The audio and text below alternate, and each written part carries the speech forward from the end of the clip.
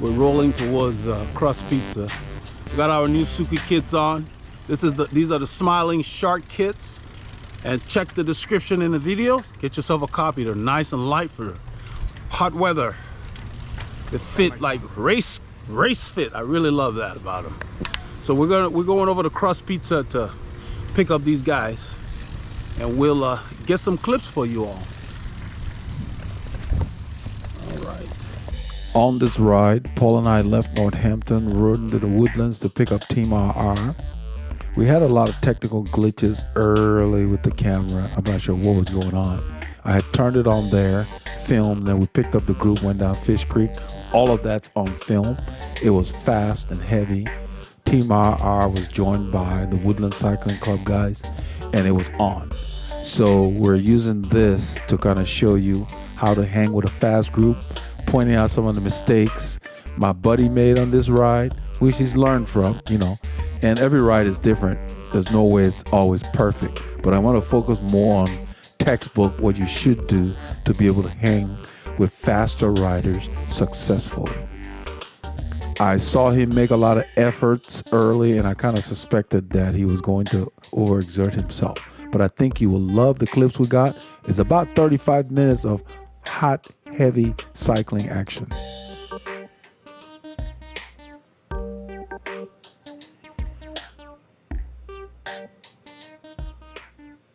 All right, legends, I just have to take the battery out and put it back in, which is weird, but we're running. Okay.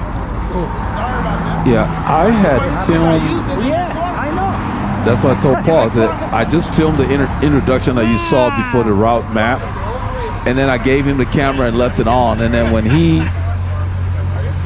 decided that he was going to capture stuff, somehow it was off. We couldn't figure it out. So what I did was open the side, took the battery out, put it back on, because it would not even come on. So sometimes those things happen. So I always carry 2 batteries just in case, but it was just one of those things. Electronics are iffy like that, you know. So basically taking the battery out reboots everything, and now it's running. And then later in the ride, we're gonna film the return. When we thought the camera was on, it was off. I turned it on, gave it to him, and it went off. And when I put it in my pocket and I pushed the button to put it in my pocket thinking I was turning it off, it actually came on and filmed my pocket for the rest of the return trip. So all you saw was the blue, it looked like a bluish tint. The pocket, the jersey pocket that you see there, it just filmed the pocket the whole time. So it's really weird. But we're just gonna be double and triple checking, making sure that the light for recording is on, because sometimes you get in the heat of the moment. You know, after the stop, we were rushing to catch up with the group from Taco Corner, and we didn't check. But at this point, we're headed out. It's the latter part of the warm-up. I'm going to the back. So he goes to the right, and Logan's sitting on the right. Well, that's Logan up there. We're warming up. Dave hasn't been riding that much. Dave wanted to get that. Dave wanted to not be in the front with me. We were riding, we were warming up. He said, I haven't been riding, I'm going to the back. And I'm going to point out some of those things. It's okay to be in the back if the pace is steady, but on this ride and what happens later, when the ride has a lot of accelerations out of corners and a lot of increased tempo on climbs and stuff, you don't want to be at the back. You want to use the positioning of yourself to help you stay with a fast moving group. So let's say on a climb, you'd want to be towards the front, and then you can kind of slip back, meaning you can pedal at a lower intensity as they come by, and hopefully by the time you get to the back, the climb, you would have crested the climb. I broke out they call Nago on this ride. I really enjoyed riding it. It's a very, very comfortable bike. It's not the lightest bike out there, but it's fun to ride. So I love that jersey I was talking about earlier. I'll put in the description the direct link to them. They got different colors. They call them the smiling shark. So those triangular looking things are like shark teeth coming together. We got them over the weekend. I think it came in on Thursday night from Souke Sports.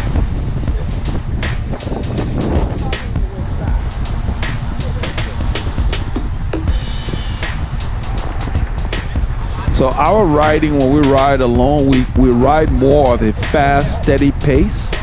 But riding with the Team RR guys and mostly really the WCC guys, their pace is fast and sustained, and on top of that, there are constant accelerations around every corner.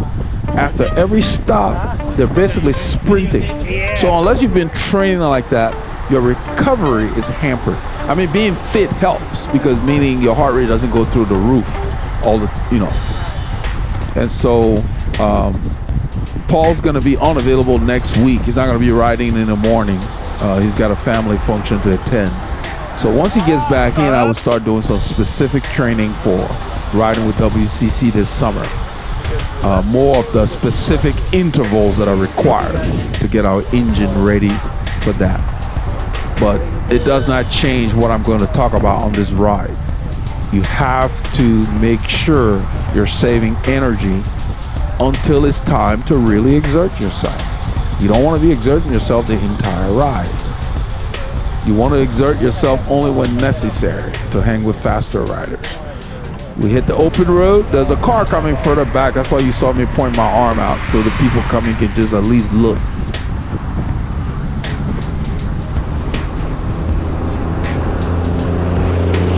I didn't particularly want to be at the front. This is just the Team RR group here.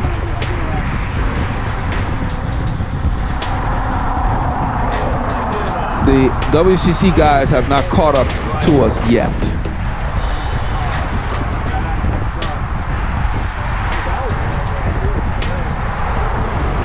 So right now I'm going to exert myself to get on, I think that's Tim's wheel.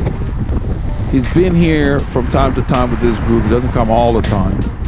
But we got to talk early in the parking lot. So I'm going to get on his wheel quickly so I can take a break and I can benefit from the draft. You can see we're doing almost 25 miles an hour.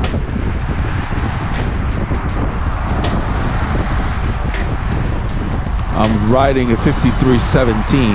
It's an 84-inch gear. That's Doug shot back there. That's Mike Weingrad.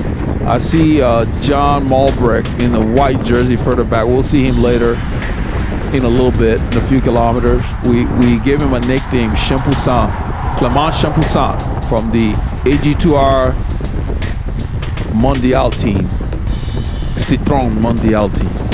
They ride similarly. Similar gaits on the bike, their style.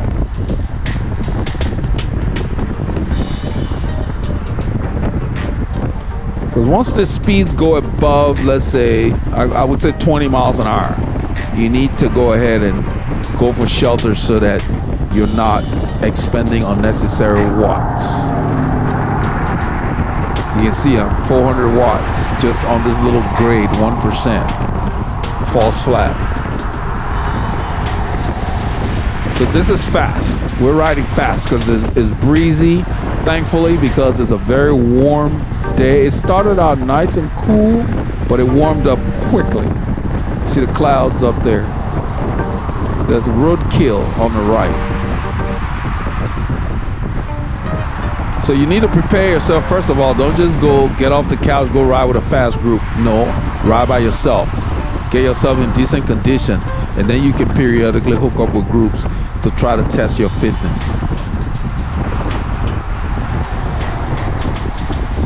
That's more. They've arrived. Maurizio. Now he's got a new kit. I noticed it right away, of course. They've got a new kit for the WCC. That's the new team kit. He said he worked with a designer and took some of the colors from the other one. I thought that's how I love it. He said, you got a new kit. Nice. You see, I like the, on the leg. Look at that. Look at that. And so Mo does not have a race this weekend or anything. So they're literally just riding, and you'll see the difference. That's what I was talking about. Every ride is different. The last time he rode with us, he was getting ready for a race, so it was steadier. Today, that's not the case. He drifted into the back. His boys are back there. They just rode up and caught us because they start further southwest from where we do. Logan's done pulling. He's drifted to the back. It's on. We're riding here. And before we get to Crust Pizza, I always drink And I always take a gel or something, you know, even sometimes at home, because in the morning, we're getting up at 5:30 in the morning to get ready. So we don't like to rush. Sometimes it's too early to take anything solid. You know, it's one thing if we're getting ready for a mid-morning ride and you could have a regular breakfast. Take some electrolytes, whatever it is you like to keep down. I usually just take a gel and maybe just like it's warm like this, a cool glass of water. That's what I did.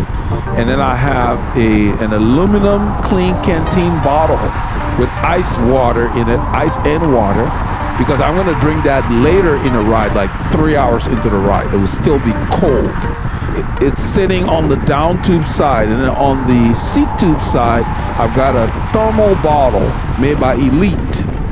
Doesn't really look thermal, but it is. And that one is what I drink from first, because it will not last much beyond 2.5, 3 hours. And the water gets a little tepid. It's still cool, but not cold.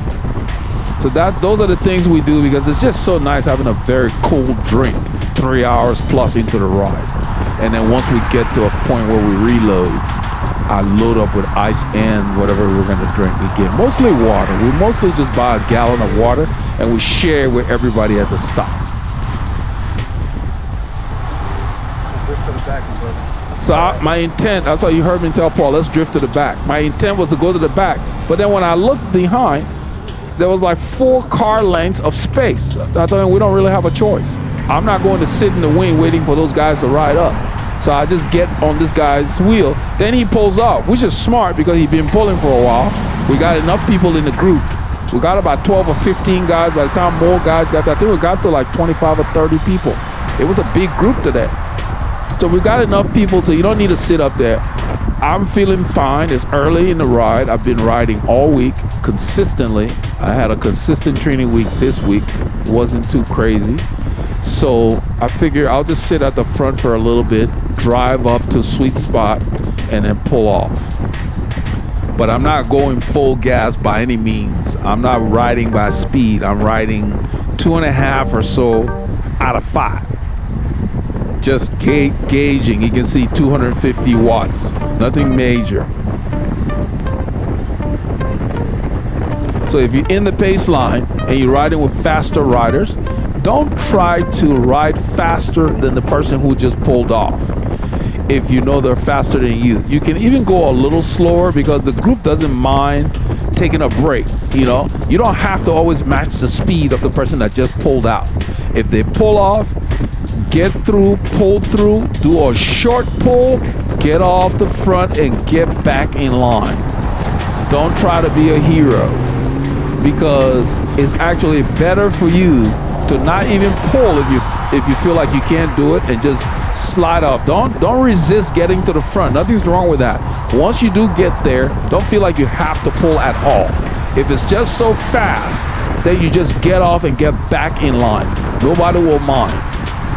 I'm calling Paul up so he can take his cuts. We pass the camera. You'll hear Doug. He said, good handoff. That's what I'm laughing at. That's Doug in the green. That's how a Tuesday workout. You see how Doug matches his jersey with the socks? You see how visible that is? That's what I'm talking about. You don't need to spend a lot of money on it. It's the pieces that matter. Look at John Malbrecht, the guy we call Clement Champoussin. You see how his red socks are up, and just you can see that as his legs turn. That's Jerry Lutner. And that's Dave on the right side of Jerry. That's Abby right there. And that's Max in the pink. That's Logan to the far side. This is Dan the Man. Everybody's out today. And that's Lulu. He hadn't been out in a while. So there was a gap there. That's a Mike S5. So I slipped in front of Mike S5. Now, Moore and his boys are behind us. They're going to come up in a little bit and go to the front because they don't like how slow this pace is, I guess. You will see them come by and greet us in a little bit. They're sitting on right now. They're caught up to our group and they're getting themselves together before they come through. That's Dan and that's Logan on the right. Logan's already taken a pull earlier, so he's drifting to the right. I gave Abby a hard time on the ride on the way back because he wouldn't go to the front to pull, but he kept doing that same stuff where he'd go to the front and sit on the left, then slide back. I'm like, come on, help the group. And he said, okay, Eldred, I'm going to the front. You know, so I said, I don't know why you do that. If you're not going to pull, why are you coming to the front? You know, you're not attacking. You just glide to the front to say, hey, look at me. And you sit on the side. And so he laughed about it. But, you know, I'm sure he's got a reason why he does that. This is a short light. It's changed, and so we are drifting. But these lights favor this highway. Those are all subdivisions on the sides. In our area, which is probably common in most of the country, they build shopping centers on the edge of residential neighborhoods. So all these shopping centers on the corner behind those trees, there's subdivisions behind them. I think when we get through this light, then more and his guys will come through. That's Lulo on the right here. He hadn't been out in a while. So you look at Lulo's feet. I don't know if he's wearing socks or not, but you can't even see them. But he's not as visible as when I was pointing out. Even look at Paulie Longa's socks. Yeah, Christian. That's the WCC boys are coming through, and that's Mike Barrera. He was sitting with. I guess he was on the back of our group. And that's Paul. Slip in. So I told Paul to slip in, but what happened was the rider on my wheel did not leave space for Paul to slip in. So we discussed it after the ride. Good, sir. How you doing? Good. You feeling better this week? Yeah, man. Much better. Right on, brother. So now right here, Paul was trying to get on my wheel, and what I'm explaining is the guy behind did not leave a gap for Paul. So we got 3 Italians on this ride. Yeah, so they're all happy. Well, Mike is talking about it. Giro started this week, so we got Christian is Italian, Mo is Italian. There was another rider in all blue that's Italian as well. That's what Mike's talking about. He said, I know they're happy. So I'm assuming Paul can get in here, or somebody's going to let him in, but they don't. So here he's spending energy, and that's not good. And I'm aware that he's sitting there. But at this point, I couldn't figure out why he was not getting in behind me, because we really want to keep me in the frames. So we talked about it after the ride, and what we're going to do in the future is we'll have him slip in front of me, and then I'll come around him, and he'll leave a gap. That way he's back in shelter, because he expended energy here that he could have used later. Because right here is an interval. You see the road visibly going up? These guys don't let up. The WCC boys are at the front. I put it in a big gear and I stand. You see my cadence in the 80s? That's transferring the work to a different muscle group instead of just sitting all the time. That helps you ride with faster riders too, because you're giving your muscles a reprieve when you stand and use your upper body. And then there are times when you need to spin so that you tax your aerobic system and let your muscular system take a break. It's a science. And you have to decide based on how you feel. Do I feel like I want to spin here? Do I feel like I want to push here? So I felt like I wanted to push back there. It just felt good for me to stand, and it relieves your muscles like you're stretching. The road's going to go up again. So when you're riding with faster riders, there are always intervals that I call work interval. Here is a work interval right here. Look at my watts. They went from 150, they doubled. We're almost 350 plus. That's a work interval. Mentally and physically, you need to be ready to work. See, 400 watts. That's a 2% climb, 2 point something. The work interval has just ended. I shift up to a harder gear so that it brings my cadence under control, but it maintains the speed. It's like you're taking a break. You can drink. See, I'm reaching for a bottle. I don't have to think about that. When we used to compete, you had to do that or you would not last. That's a break right here. You need to be taking a break when everybody else is taking a break. Look at Mike Barrera. Everybody's taking a break somewhat. You don't want to be working when they're done working. And that comes from sitting too far back. When you're too far back, you're working when they're done working and you're chasing to them. That's harder. And Jerry was telling us, you know, at the store, he said he likes to sit back there because he wants to work harder. So Doug is done pulling, I believe, and he's drifting to the back. You see where Mo is sitting? He's exposed, but Mo chooses to sit there because his fitness allows him to be able to sit there. He does not need the draft, absolutely. So if you're riding with riders that are below your fitness level, you can make it harder for yourself by sitting in the wind longer or sitting on the back. Because when the ride is aggressive, the sitting at the back is actually harder. When the ride is steadier, you can sit at the back and there's a benefit. So it's different. So you can see most sitting there, I'm sure they're chatting or whatever, but he can do that because of his level.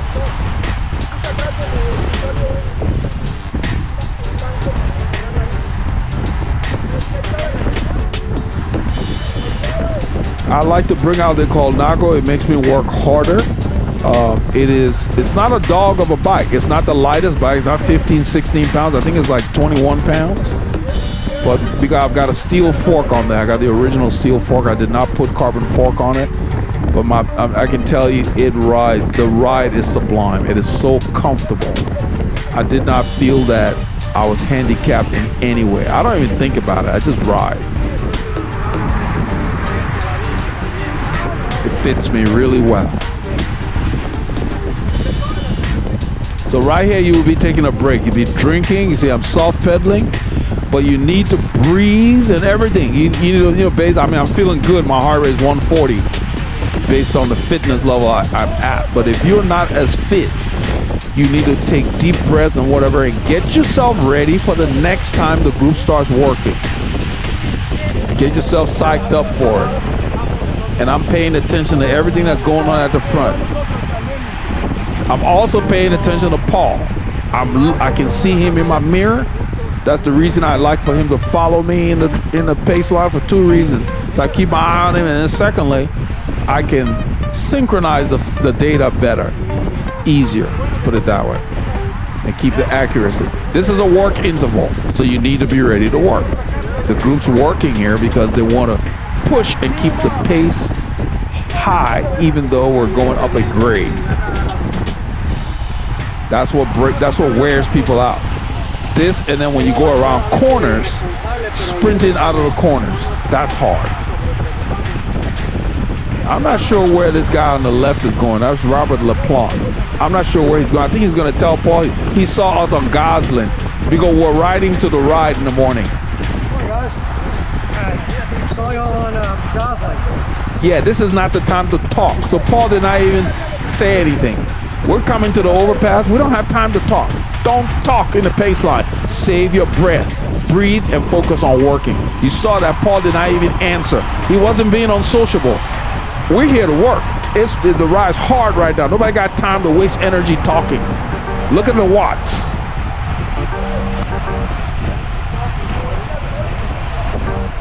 We're working here. It's not a time for conversation. Conversation will wear you out when you're going hard. They're pushing. That's one of the WCC guys. He's moving up the line. This guy on the right in the dark outfit, look at his pedaling cadence, like he's pedaling in mud. You need to keep your gears light, otherwise you won't last. That helps you keep up with faster riders. Pushing a big gear would tire out your legs. This entire time I know where Paul is. I've got my eye on him because those of you who've been following the channel, remember, most of the time in the past, Paul would have let us go on the overpass. You see what happened? We're gone over the overpass. We're on the other side of the overpass. He is still sitting there. That's a sign of clear improvement. And these guys are not taking it easy. So they're going hard, and he's able to go further than he has in the past. Even Jerry told him at the store that you're improving. That's what I said earlier in some of my other videos. Riders can see when you're trying. So it is clear that he has been doing the work, and he has improved. Now, we've gone over the overpass. He's not dead tired. He's not out of breath or whatever. I don't know what's going on with him, but all I know is that he has gone further than the last time we came through. The last couple of times where he would let us go on the overpass. And now we've gone over the overpass. We're getting ready for this left turn. But I'm still keeping my eye on him because I know now that he has gone further than earlier and that he may be, you know, tapped out and he needs to really pay attention. He's nestled, he's drafting properly, he's close here, so he's sheltered. That's good, that's important. Gotta keep doing that. You can't back off from that because that will help you last longer and go further with a fast moving group. Right here, I know we're gonna sprint out of here because the guys at the front, they're not letting up. So when we turn, I'm out of the saddle. You see my cadence? I'm in a big gear and I'm raising it. Look at me. I am not spinning a small, 110, whatever. No, that would waste my oxygen. I'm using strength and I'm blending it. I was in like the low 90s. We're gonna go around these guys. I don't know what they're doing here. The ride's up the road. They're messing around. So right here, you gotta work because this road is still going up. Look on the left above the Cyclist. It says -1. This is actually a grade. There we go, 1%. There's a carb. Everybody calls, so Paul closes it a little bit. I'm behind Paul because I'm gonna work as far as right here. The descent is starting. This is not the time to waste energy. I'm gonna let gravity, because I have a great position. I always descend very fast just by sitting there. Look at my cadence. See the watch? 0. RPM 0. The rest of these guys, you will see them pedaling. See, you see what's his name? Logan. Logan's in a tuck. This is where you catch your breath. You can soft pedal or whatever. We're going about 34 miles an hour. There's a car up. Paulie Longa is on the left. Paul is following them too close anyway because on the descent, I'm further back. I don't need to expend energy here because the road's gonna start going up, and that's the time to expend energy. If you expend energy on the downhill, when it's time to go up, you will be tapped out. Look at my cadence picking up now. Look at the watch picking up 3 something. I'm gonna probably go on the left because this area here looks clogged. You gotta look for a way because I can see the riders at the front. There I am. I can see the riders at the front. Mo is taking a wide line. He's going on the opposite side of the road, which is clear to me that he's not going to stop on that corner. He's gonna keep carrying that speed because that puts pressure on everybody behind him. This is what happens in road races. You gotta wear people out. So right around here, Paul is getting tired because I came around him and I was not going very hard, 300 some watts. But I see Mo going to the left. Then he's gonna swing. See, that's Mo in the front. I'm gonna sprint right there. I got to bridge up. So I worked when it was necessary to get up there. And the whole time I ride up to the back of Dan. Dan is behind Mo and them. So I ride up and I close the gap. But look at how many watts I had at 300 something. It would have been 4 something had I been further back. At this point, I don't know that Paulie Longa is behind Logan. I think he's either off the back or further back in the group. So I'm gonna get out of the line to go look for him. Because we've gone further than he has in the past, so I know this ride is hard. So I'm thinking, okay, he's got to be having some challenges. Let me make sure I keep my eye on him. So I'm going to pull out the line. As soon as that guy in the blue gets there, I'm going to wave him up so that he doesn't have to work very hard. There I am. I'm going to drift to the left in a little bit. I'm right in front of that guy in the blue. That's the other Italian guy that's in the group. That's the 3rd Italian. So I'm gonna drift out of the line. I'm gonna wave him up right there. Wave him up and I'm gonna drift back. I'm looking for Paul. Then I see him. Looking for you. Huh? I thought I was looking for him. He can't talk right now. He's working hard.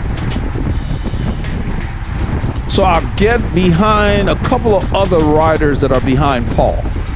I did not want to get in front of him because I did not want him to slow down to let me in because that was a bit of a grade. It was a bump. You can see it's like -1. Those things are like ripples. I didn't want him working any harder than he was already. So I slipped back in the back and I'm keeping my eye on him.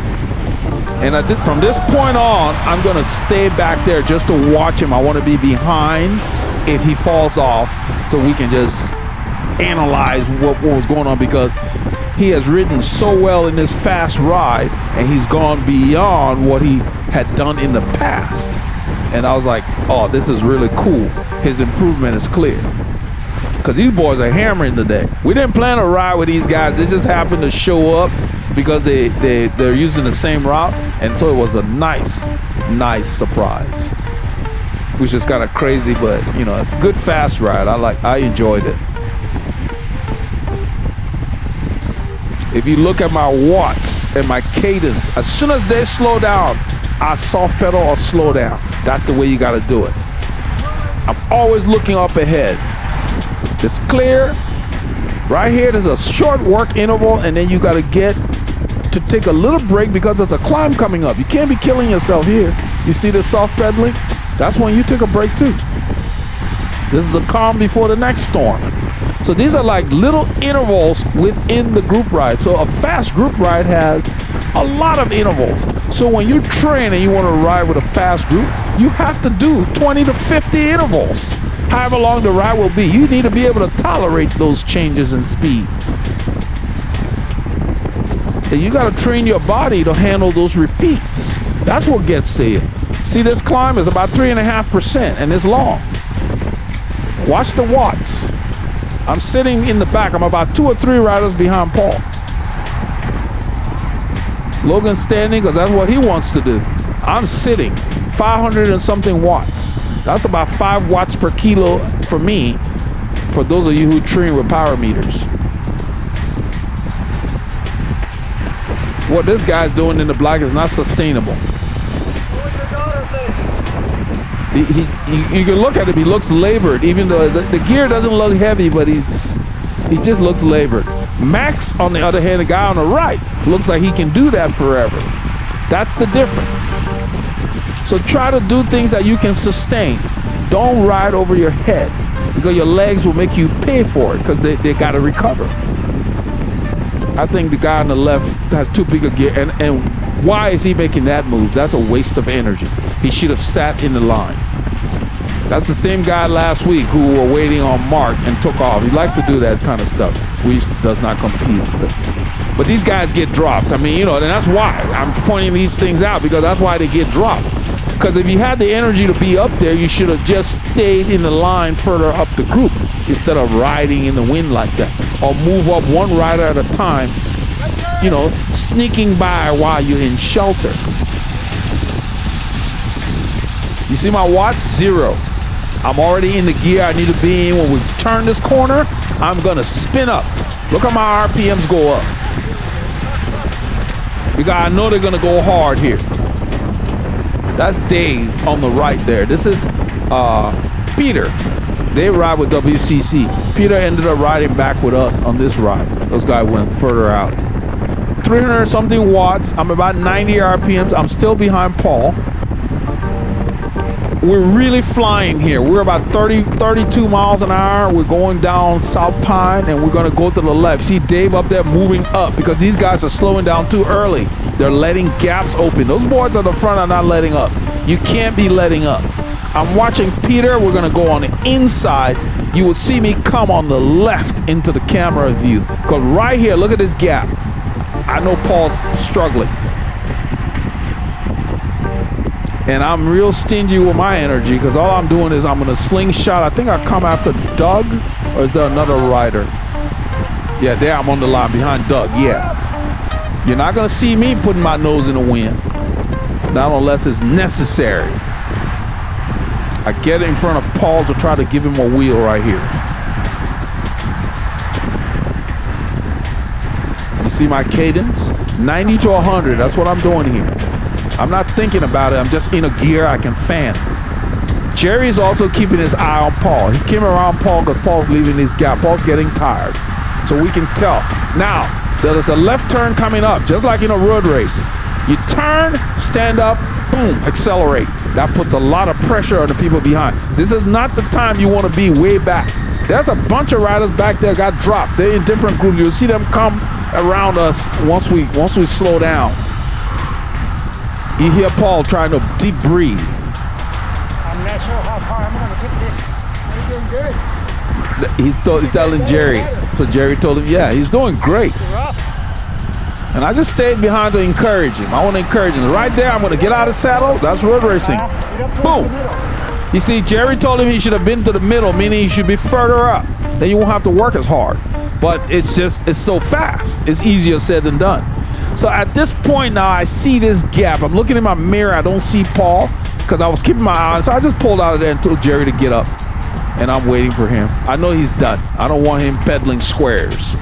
You will see me tell him to take it easy. Tell him to back off. We got a bunch of riders that got dropped earlier. So right here, I'm going to take the camera from him. Hey, that guy's not going to catch that group. They're gone.